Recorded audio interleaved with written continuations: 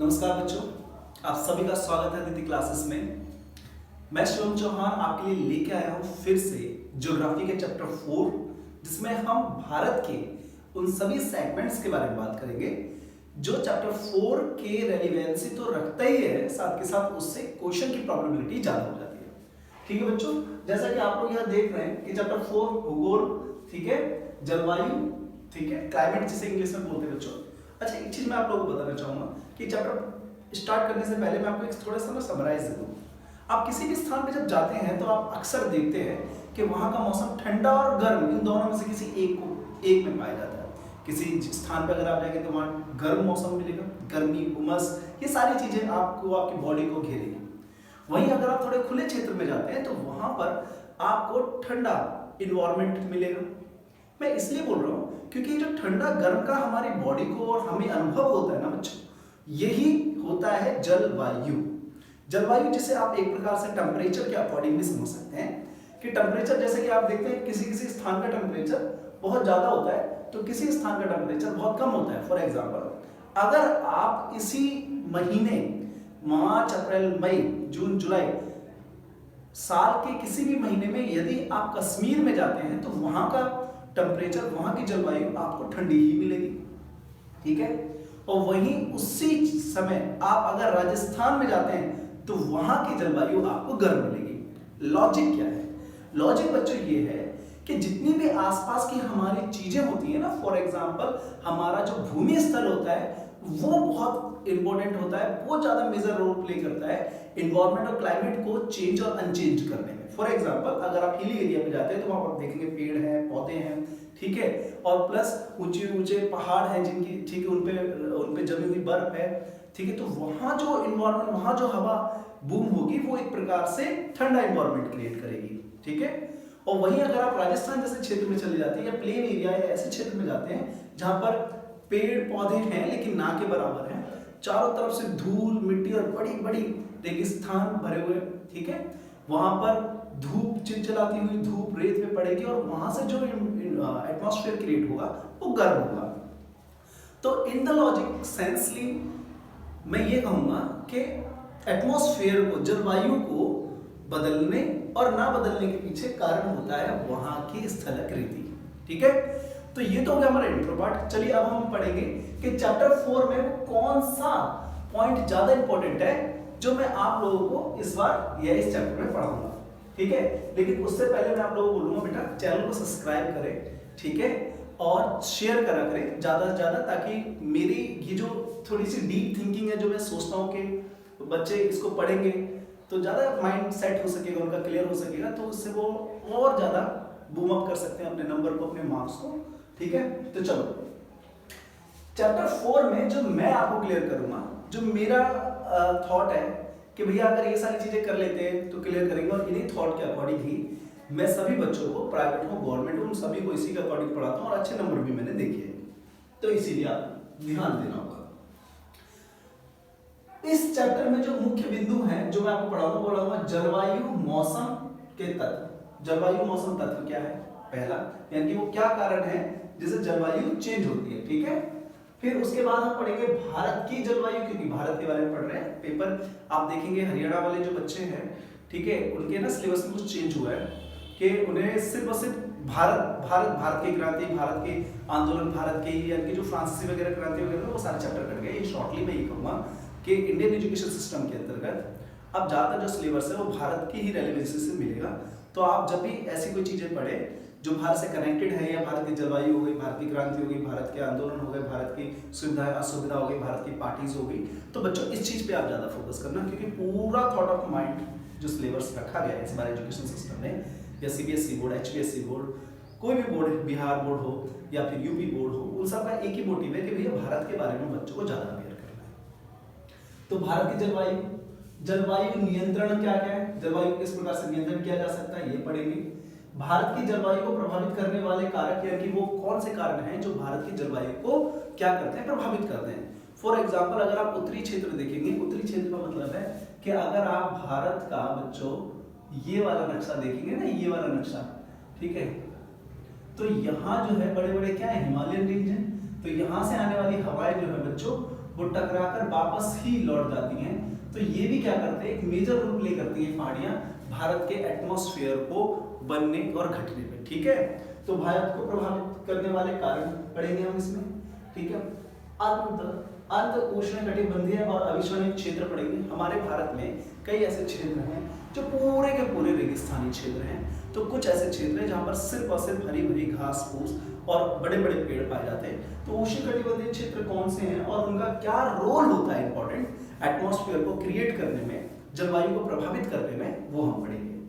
फिर El Nino क्या है? एल नीनो बच्चों मैं आपको बताऊं, एल नीनो एक समुद्री लहर है। ठीक है, एल नीनो से क्वेश्चंस कई बार बनता है, 10th हो 9 ठीक है 9th हो 10th के एग्जाम में आपको मिलेगा। ये जो ज्योग्राफी पढ़ेंगे बच्चे, यहाँ तक कि 11th 12th में एल नीनो से क्वेश्चन पूछे गए। और आपको मैं एक चीज बताऊं, गवर्नमेंट एग्जाम में एल नीनो से क्वेश्चन आया हुआ है। एसएससी सीजीएल में भी और यूपीएससी में भी ये क्वेश्चन पूछे गए। मानसून का आगमन व वापसी।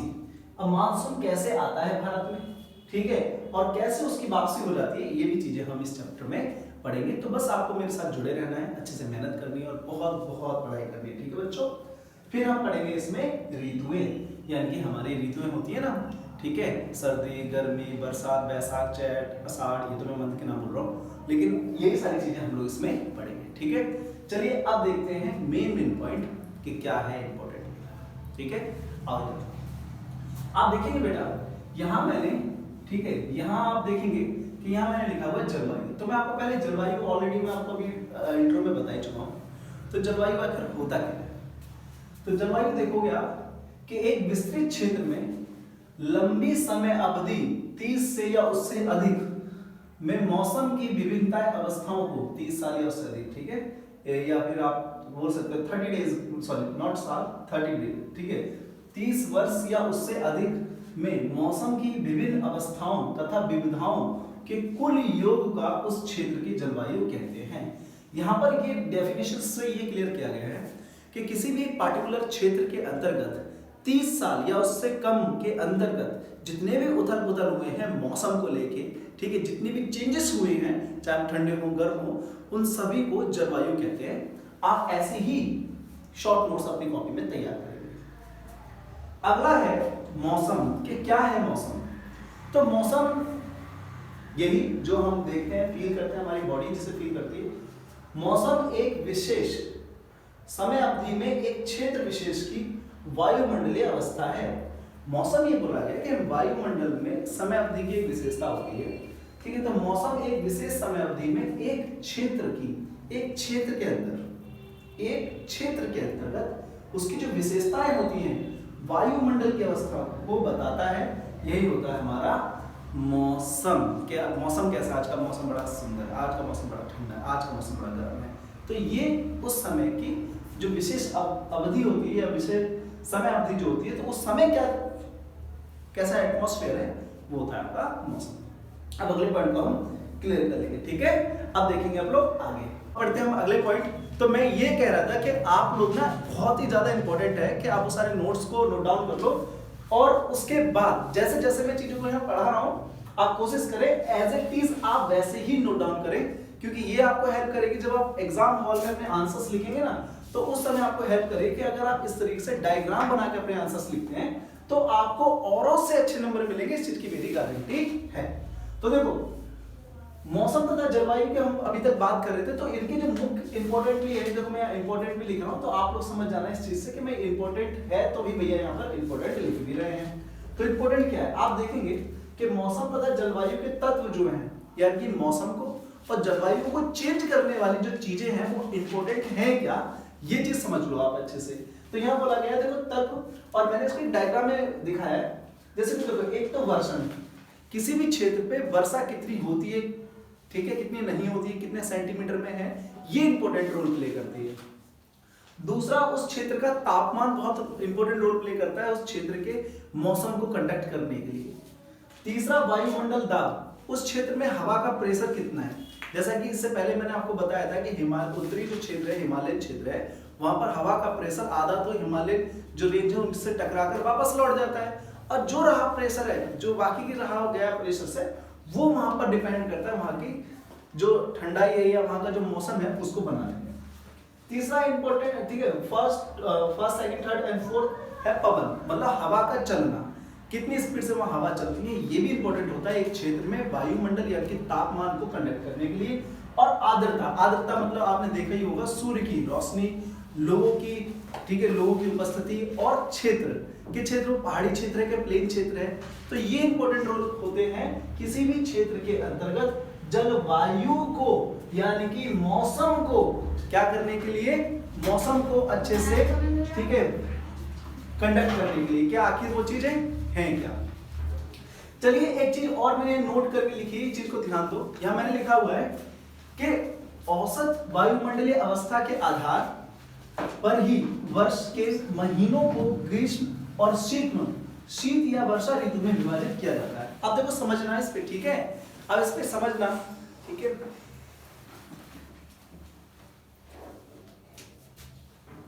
औसत वायुमंडलीय यानी कि एक वर्ष के अंतर्गत कितनी बारिश हुई है, अवस्था के आधार पे उसी के एक्यूरेट से निकाल कर कि वर्ष के महीनों में, ठीक है, वर्ष के महीनों में यानी कि एक साल के अंदर कितनी क्या हुई है, वर्षा हुई है, वही बताती है कि वो क्षेत्र जो है वो गर्म रहेगा, शीत यानी कि ठंडा रहेगा, या वर्षा ऋतु में विभाजित किया जाता है। तो किसी भी क्षेत्र की अगर आप मौसम की आर्द्रता निकालते हो तो आपको ये पता होना चाहिए कि एक साल के अंतर्गत उस क्षेत्र में कितनी वर्षा हुई है। उस वर्षा के आधार पे ये चेक किया जाता है कि वो जो क्षेत्र है वो ठंडा क्षेत्र है या फिर गर्म क्षेत्र है, ठीक है। चलो अब पढ़ते हैं मोस्ट इंपोर्टेंट, फिर से भारत की जलवायु। आप लोग रहते हो बेटा भारत में, और भारत बहुत सारी विविधताओं वाला देश है। भारत में पहाड़ भी हैं, प्लेन भी है, नदियां भी हैं, समुद्र भी है भारत में, ठीक है। और भारत में बहुत से ऐसे क्षेत्र हैं जहां पर सिर्फ और सिर्फ पहाड़ क्षेत्र पाए जाएंगे। अब पहाड़ की क्षेत्र बात हो रही है तो मैं आप लोगों को एक ट्विस्ट वाली बात बताता हूँ। हमारे भारत में एक जगह है लद्दाख, लद्दाख के 130 किलोमीटर और आगे जाकर एक जगह पड़ती है जिसे बोलते हैं मूनलैंड।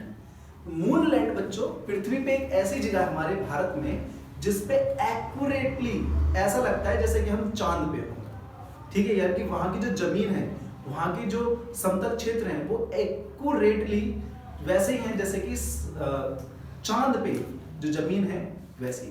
तो कहते हैं कि वो जगह इसलिए ज्यादा यूज में आ जाती है कि जो भी साइंटिस्ट वहां पर रिसर्च करते हैं चांद को लेकर, उसकी थ्योरीज को लेकर, वो लोग वहां पर जाते हैं। तो ये मैं क्यों बता रहा हूँ, ये मैं इसलिए बता रहा हूँ कि हमारी पृथ्वी पे बहुत सी ऐसी जगहें हैं जो पृथ्वी के टेम्परेचर को बनाने का काम करती है, ठीक है। तो मोस्ट इंपोर्टेंट होता है कि आप एक स्थल की जानकारी अच्छे से प्राप्त कर लें ताकि आपको चीजें और क्लियर हो जाएंगी, ठीक है। तो आ जाते हैं हम भारत की। तो भारत की जलवायु क्या है, कैसी है, ये चीज अब हमें समझनी पड़ेगी। भारत की जलवायु को मानसूनी जलवायु कहा जाता है। कई बार ये 1 नंबर 2 नंबर क्वेश्चंस में आता है कि भारत की जलवायु आखिर कैसी जलवायु है। तो आप क्या बोलेंगे कि भारत की जलवायु को मानसूनी, ठीक है, यानी कि मानसूनी जलवायु कहा जाता है, ठीक है। इसी प्रकार की जलवायु मुख्यतः दक्षिण तथा दक्षिण पूर्व एशिया में पाई जाती है। अब आप में से कई ऐसे बच्चे होंगे जिनको ये नहीं पता कि दक्षिण क्या है, ठीक है, दक्षिण पूर्व एशिया क्या है। तो ये सारी चीजें समझने के लिए आपको इधर ध्यान देना होगा। देखो हमारी पृथ्वी पे जितने भी देश दक्षिणी क्षेत्र में है, पूर्वी क्षेत्र में है, ठीक है। अब आप देखेंगे ये हो गया उत्तर दक्षिण, यानी कि देखो मैं इंग्लिश में लिख देता हूं नॉर्थ, ठीक है। ये नीचे वाला हिस्सा क्या है साउथ, ये वाला हिस्सा क्या है ईस्ट, और ये वाला हिस्सा क्या है वेस्ट, यानी कि पूरब पश्चिम उत्तर दक्षिण। तो कहने का मतलब है कि पृथ्वी पे जो भी देश दक्षिण मतलब इधर आते हैं, नीचे वाले क्षेत्र पे आते हैं, जैसे कि क्या हो गया, जैसे कि हमारा दक्षिण अफ्रीका हो गया, ब्राजील हो गया, ये वाले क्षेत्र हो गए। तथा दक्षिण पूर्व का मतलब है जो इधर वाले देश होते हैं, ठीक है। दक्षिण पूर्व में कई सारे देश आ सकते हैं, ठीक है।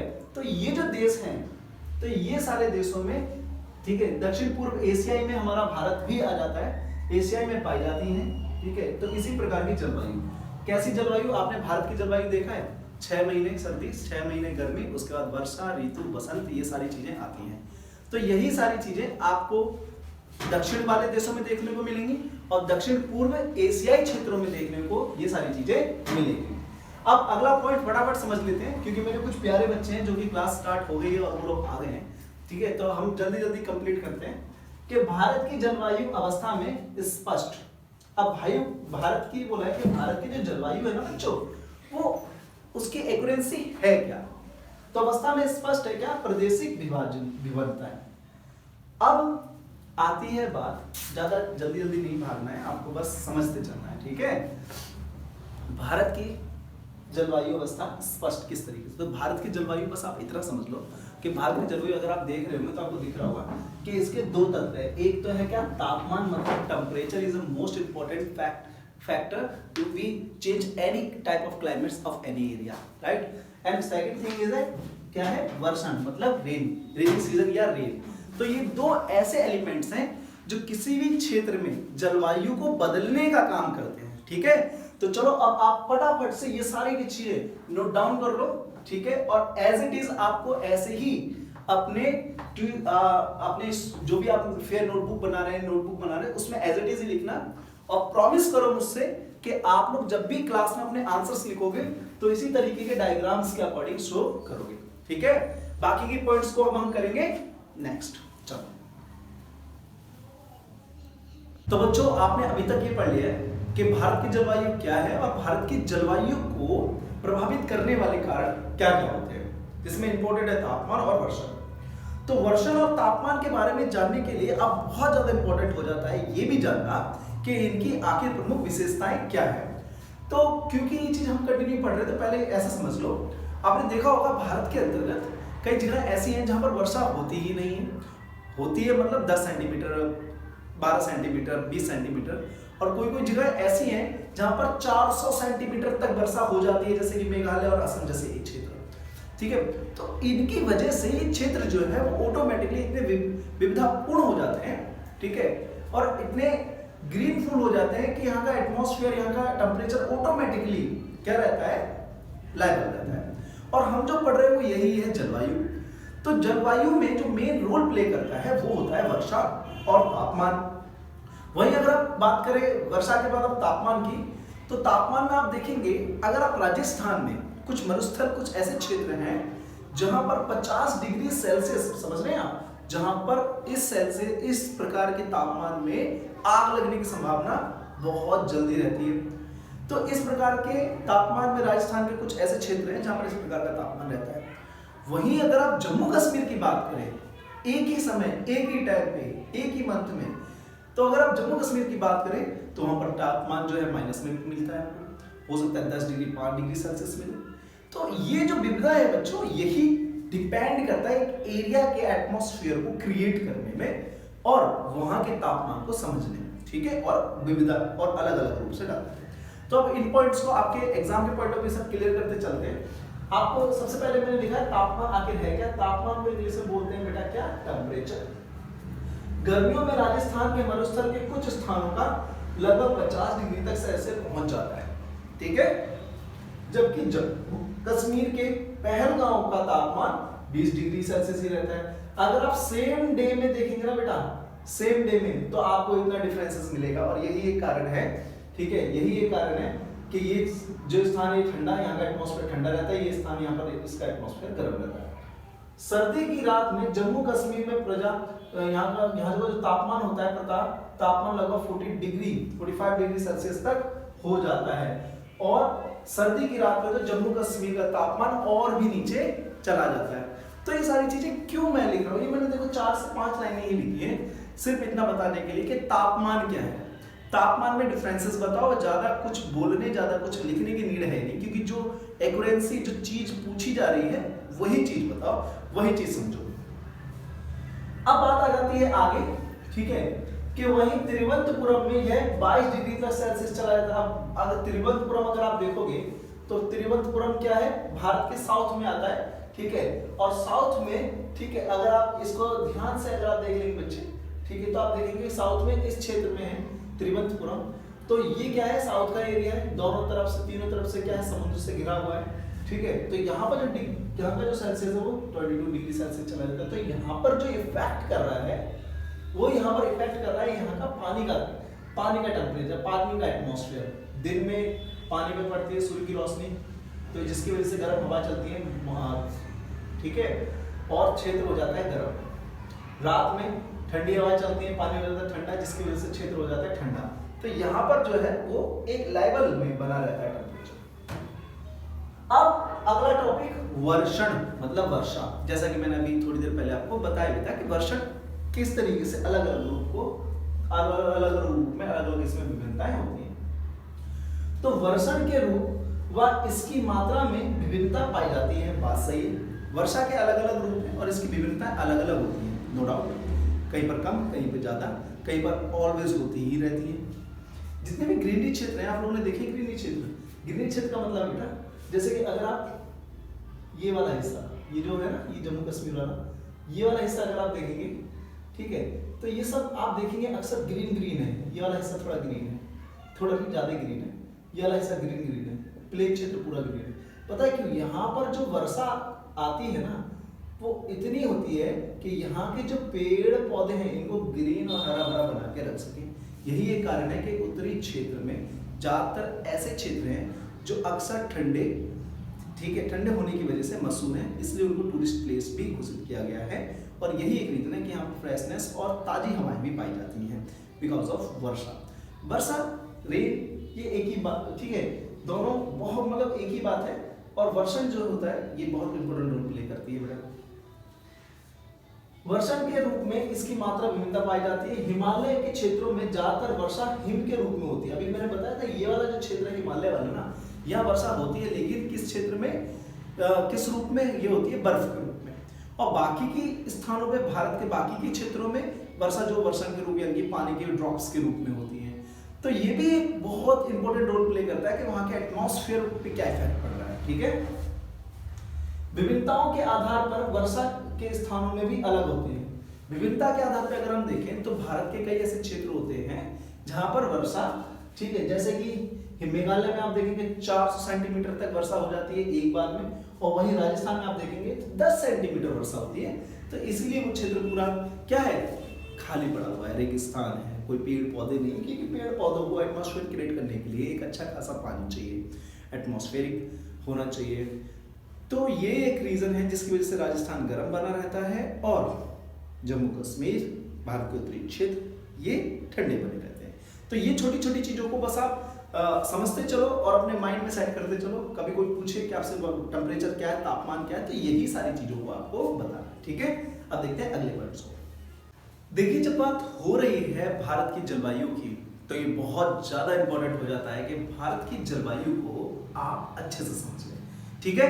तो देखिए, जिन जिन पॉइंट्स को मैंने लिखना है, इसमें लिखा है, इसमें आप थोड़ा सा ध्यान देंगे। जलवायु नियंत्रण, यानी कि अगर एटमॉस्फेयर को नियंत्रण करना है तो कौन सी वो ऐसी चीजें हैं जिन पे सबसे ज्यादा फोकस्ड रहना चाहिए, या जलवायु नियंत्रण किन चीजों पे डिपेंड है, ये समझना बहुत जरूरी होता है।